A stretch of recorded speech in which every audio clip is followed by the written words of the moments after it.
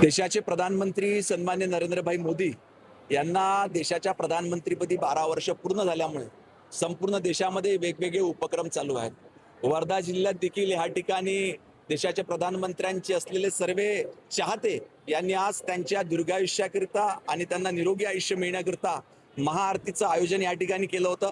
प्रचंड मोठा असा प्रतिसाद, विशेष करून आमच्या लाडक्या बहिणींचा मोठा प्रतिसाद या महाआरतीला या ठिकाणी मिळालेला आहे। निश्चितपणे पुन्हा एकदा जनतेच्या आशीर्वादाने अतिशय चांगलं काम भविष्यात ते या भारत देशाकरिता करतील।